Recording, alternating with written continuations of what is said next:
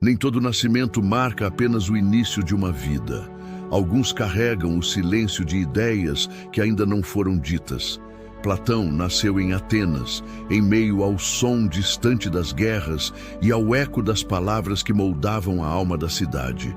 Seu nome de batismo era Aristócles, mas o mundo o conheceria por um apelido que nascia da largura de seus ombros e da vastidão de sua mente. Veio de uma família aristocrática, cujas raízes mergulhavam fundo na política e na história da Grécia.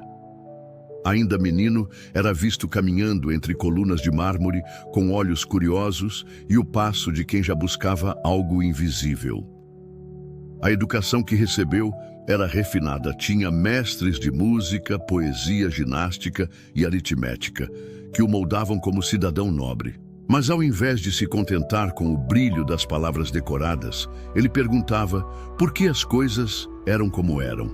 Disse que seus professores viam nele algo inquietante, uma espécie de silêncio denso, que não era timidez, mas contemplação. Na adolescência, seus músculos eram fortes e seus troféus vinham da luta, mas sua mente se exercitava em territórios mais profundos. Ele ouvia histórias dos deuses, dos heróis e das batalhas, mas sempre se perguntava o que havia de verdadeiro por trás de tudo aquilo. Era respeitado por seu porte físico, mas quem o observava com mais atenção percebia que sua força real estava no olhar calmo e penetrante. Em sua casa frequentavam figuras influentes e retóricas políticas, mas os discursos muitas vezes soavam ocos aos seus ouvidos atentos. Vivia em uma cidade que havia perdido sua clareza após a Guerra do Peloponeso, e ele sentia essa névoa pairar sobre todos. Entre as colunas da academia e as sombras das praças, sentia que havia algo errado com o modo como os homens entendiam o bem. Não era rebelde, mas também não se dobrava à autoridade, aceitava instruções apenas quando faziam sentido à sua alma. Muitas tardes passava olhando o movimento da cidade sem dizer palavra alguma, apenas observando os padrões invisíveis por trás das ações. Seu irmão Glauco era um espírito mais prático, mas Platão buscava algo que não podia ser tocado nem medido. As conversas em sua casa eram sobre poder e prestígio, mas ele se via cada vez mais desconectado dessas ambições. Durante uma cerimônia, ouviu pela primeira vez falar de um homem estranho que desafiava os jovens com perguntas desconcertantes. Esse homem era Sócrates, e sua figura começou a rondar os pensamentos de Platão antes mesmo de se verem pessoalmente. Havia algo naquela voz rouca, nas perguntas simples e ao mesmo tempo abissais, que o tocava profundamente. A primeira vez que se encontraram, Platão não disse muito, apenas ouviu como quem ouve um chamado antigo. Foi nesse momento que algo dentro dele mudou, não como quem aprende, mas como quem se lembra. Enquanto outros viam um velho excêntrico, ele via uma possibilidade de entender o mundo pela raiz. Logo passou a seguir Sócrates pelas praças, observando como ele desconstruía certezas com uma paciência desconcertante. Começou a duvidar dos poemas que lia, das leis que ouvia e até das ideias que herdara. Sentia que as respostas não estavam nos livros nem nas cerimônias, mas em perguntas bem feitas e silêncios bem escutados. À noite, escrevia reflexões e fazia perguntas a si mesmo, como se tentasse ouvir sua alma sem ruídos. Rejeitou pouco a pouco os títulos que esperavam dele e, com isso, decepcionou alguns de sua linhagem, mas não se abalou. Platão começou a entender que sua vida não se guiaria pelas conquistas externas, mas pela busca interna por algo que ainda não tinha nome. Tudo o que viveu até ali parecia ser apenas o prenúncio de um mergulho mais profundo que em breve começaria. E quando finalmente se sentiu pronto para caminhar ao lado de Sócrates, sabia que não voltaria mais ao mundo como o conhecia. Platão, ao caminhar ao lado de Sócrates, não era apenas para aprender respostas, mas esquecer certezas para reconstruir tudo a partir de perguntas. Ele não tinha pressa. Ele absorvia os diálogos como quem ouve uma melodia que só a alma compreende. Platão via em Sócrates um espelho distorcido, mas verdadeiro alguém que desafiava tudo o que era considerado óbvio. Os encontros diários nas praças se tornaram rituais silenciosos, onde não se oferecia conhecimento, mas se despertava a consciência. Atenas olhava com desconfiança para o velho que perguntava demais e para os jovens que o seguiam com olhos ardentes. Platão começou a registrar mentalmente os diálogos, tentando preservar a chama viva que surgia entre as palavras não ditas. Com o tempo percebeu que aquele método socrático era uma espécie de parto da alma, onde a verdade nascia entre dores. Mas nem todos viam valor nisso. Muitos riam de Sócrates e temiam o que ele representava para a ordem vigente. A política da cidade estava contaminada por vaidades e fingimentos, algo que Platão já começava a rejeitar com firmeza. Havia pensado em seguir carreira pública, mas agora isso lhe parecia uma traição silenciosa contra tudo o que aprendera com Sócrates. Quando Sócrates foi acusado de corromper a juventude, Platão sentiu que o mundo havia se tornado irremediavelmente cego. Assistiu ao julgamento sem poder intervir, com o coração dilacerado e os olhos secos de quem não compreendia a lógica da injustiça. A sentença foi clara. Sócrates deveria morrer e seus discípulos deveriam aprender a viver com a ausência de sua luz. No dia da execução, Platão não suportou presenciar o momento final, mas sentiu o silêncio da morte como um grito dentro de si. Perder Sócrates foi como perder um norte, mas também foi o ponto em que a voz do mestre passou a habitar seu próprio pensamento. Transformou o luto em missão, decidiu que preservaria tudo o que ouviu, escrevendo diálogos que recriassem o espírito das conversas. Nasceu então o Platão, escritor, filósofo e guardião de uma sabedoria que jamais poderia ser enterrada com um corpo. Começou a compor obras em forma de diálogo, pois acreditava que a verdade se revelava no movimento do pensamento vivo. Escrevia sobre justiça, conhecimento, amor e alma, não como conceitos abstratos, mas como caminhos possíveis para uma vida mais autêntica. A juventude de Platão foi marcada por uma luta invisível entre o mundo que esperavam dele e o mundo que ele desejava revelar. Viu amigos se renderem à política vazia, outros se perderem no culto à aparência. Mas ele seguiu firme, como quem caminha no escuro com fé. Passou a buscar não apenas respostas, mas estruturas para educar a alma humana e resgatar a dignidade do pensamento. Compreendeu que o verdadeiro mestre não entrega verdades prontas, mas desperta no outro a lembrança do que sempre esteve lá. Dizia que a alma é eterna e que aprender é recordar o que esquecemos ao nascer. Platão tornou-se alguém que preferia o silêncio, a bajulação, a dúvida à resposta fácil, o invisível ao espetáculo. Começou a sonhar com uma nova forma de ensinar, uma escola onde o saber não seria decorado, mas vivido. Via a decadência da democracia ateniense como o preço que se paga quando o povo não é educado para a virtude. Na solidão que sucedeu à perda de Sócrates, ele mergulhou ainda mais fundo nos mistérios da alma e da razão. A filosofia para ele era como um espelho limpo, onde a alma se reconhecia pela primeira vez sem máscaras.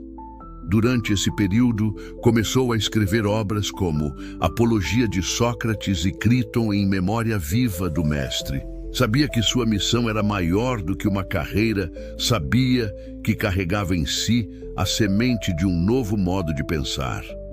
E assim, a juventude de Platão foi marcada não por aplausos ou conquistas visíveis, mas por um despertar silencioso e definitivo.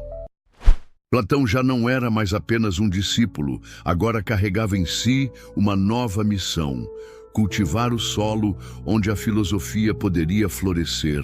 Com o passar dos anos, seus pensamentos se tornaram obras e suas obras se tornaram fundações de um novo modo de ver o mundo.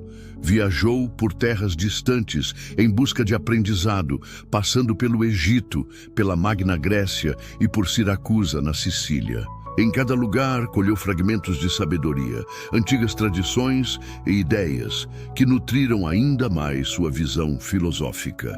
Em Siracusa, tentou aplicar seus ideais filosóficos à política, aconselhando Dionísio, o tirano da cidade, mas foi traído e aprisionado.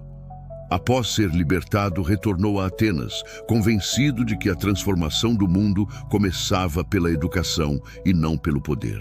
Foi então que fundou a Academia, um espaço dedicado ao pensamento profundo e ao cultivo da alma racional.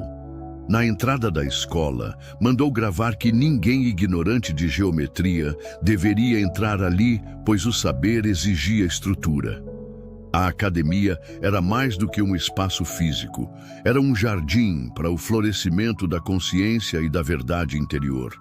Platão não ensinava respostas, ele provocava inquietações. Cultivava dúvidas e guiava reflexões como um jardineiro cuida de sementes invisíveis. Ali, formou discípulos notáveis entre eles. Aristóteles, que um dia traria novas luzes ao caminho aberto por seu mestre. Seus diálogos escritos abordavam temas como justiça, amor, desejo, alma, morte política e transcendência com profundidade e beleza rara em A República. Descreveu a ideia de uma cidade ideal onde os governantes seriam aqueles que mais amassem a sabedoria. Dizia que enquanto os filósofos não forem reis, ou os reis não forem filósofos, não haverá justiça verdadeira sobre a terra. No banquete, explorou a natureza do amor como impulso da alma em direção à beleza eterna e à união com o divino. Em Timeu, refletiu sobre a origem do universo e o papel da inteligência cósmica na formação da realidade. No Fedro, falou sobre a alma alada, que tenta se libertar do peso da matéria para reencontrar a luz da verdade. Nas Leis, tentou conciliar a razão filosófica com os desafios concretos da organização política humana. Cada obra era um convite para que o leitor olhasse para dentro e se perguntasse o que é o bem e o que é o real. Platão acreditava que o mundo sensível é apenas uma sombra imperfeita de uma realidade eterna e invisível que está além dos sentidos. Essa teoria das ideias marcou profundamente toda a tradição filosófica ocidental, influenciando pensadores por milênios. Não escrevia tratados frios, mas diálogos vivos, onde as ideias dançavam como chamas em constante transformação. Via o saber como uma espécie de lembrança. A alma não aprende, ela recorda aquilo que um dia contemplou no mundo das ideias. Dizia que o corpo é a prisão da alma e que filosofar é preparar-se para morrer com serenidade e lucidez. Para ele, a educação verdadeira era a arte de conduzir a alma da escuridão para a luz, como no mito da caverna. Nesse mito, descreveu a humanidade acorrentada, vendo sombras na parede, sem saber que existe uma realidade mais luminosa, além do aparente. A saída da caverna não era simples. Exigia coragem, dor e disposição para confrontar o desconhecido dentro e fora de si. Platão via a filosofia como um exercício constante de purificação interior. Um chamado à grandeza que habita em cada um. Seus textos não eram apenas escritos, eram mapas para aqueles que buscavam uma vida mais justa, bela e verdadeira. A maturidade trouxe a ele não o orgulho dos títulos, mas a humildade de quem sabe o quanto ainda há por descobrir. Dizia que o maior bem do ser humano é dialogar consigo mesmo, até encontrar uma alma pacificada pela verdade. Platão não buscava convencer o mundo, buscava tocar aqueles que já sentiam dentro de si a inquietação da pergunta certa. E assim, sua filosofia atravessava templos, escolas, cidades e séculos, como um rio subterrâneo que nunca deixaria de correr. O tempo passou E a figura de Platão se tornou mais serena, mais simples, mais essencial, como tudo o que amadurece com sabedoria. Mesmo na velhice, mantinha o hábito de ensinar, caminhar, escrever e observar o mundo com os olhos de quem ainda busca. Seus cabelos tornaram-se brancos, mas seu pensamento permanecia lúcido e vivo, como se cada dia fosse o primeiro da jornada. Já não era apenas um filósofo, era um símbolo vivo de uma forma diferente de viver, pensar e sentir. Continuava a escrever e revisar seus diálogos, buscando não perfeição estética, mas precisão da alma. Muitos jovens vinham de terras distantes apenas para ouvir suas palavras ou sentir sua presença.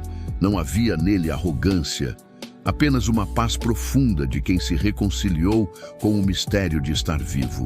Na academia, seus discípulos aprendiam a ver o mundo com os olhos da alma e não apenas com os sentidos. Sabia que sua missão não era convencer, mas semear ideias que um dia floresceriam no silêncio de outras consciências. Nunca quis criar um dogma, queria apenas deixar um espelho onde outros pudessem enxergar a si mesmos com mais clareza. Apesar da fama que crescia em torno de seu nome, ele continuava a viver de forma simples e silenciosa. Já não falava tanto quanto antes preferia escutar, pois sabia que a escuta é o portal da verdadeira compreensão.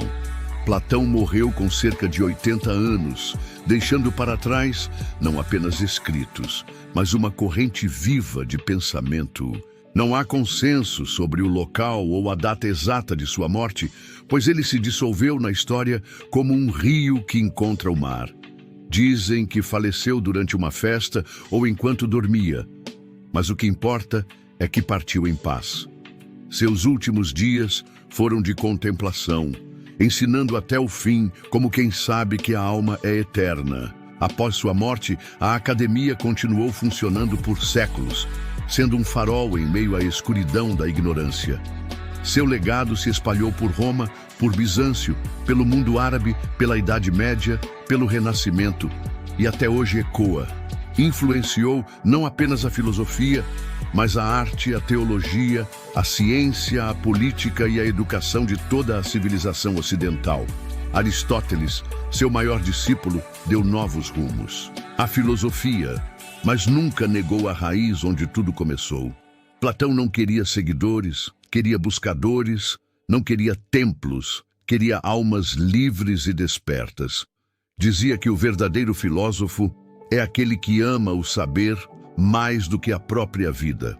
Seus textos atravessaram os séculos não por serem antigos, mas por continuarem a provocar as perguntas que realmente importam. Em cada página sua, há uma lembrança de que o mundo visível é apenas a superfície de algo muito maior. Mesmo quem nunca leu Platão sente seu impacto no modo como pensamos. O amor à justiça, o bem e a verdade. Hoje, mais do que nunca, sua filosofia ressoa num mundo que confunde aparência com realidade e opinião com sabedoria. O mito da caverna segue atual como metáfora de uma humanidade que ainda vive entre sombras sem saber que pode ver a luz. Platão ensinou que a liberdade começa quando nos voltamos para dentro e descobrimos que a alma é maior que o corpo. Sua morte não foi o fim, mas uma transição natural para o mundo das ideias, onde tudo é pleno e eterno. Talvez sua maior lição seja esta: viver com dignidade, pensar com clareza, amar com profundidade e morrer em paz. Platão não buscou glória, mas encontrou eternidade, pois aquele que toca a alma do mundo nunca desaparece por completo. E assim como nasceu em silêncio e dúvida, partiu, deixando apenas rastros de luz por onde passou. Ao fim de tudo, entendemos que Platão não morreu, apenas retornou à origem da qual jamais se separou. Se essa jornada tocou sua alma ou despertou algum pensamento dentro de você, compartilhe nos comentários sua visão e o que Platão te fez refletir. Sua voz também é parte dessa filosofia viva.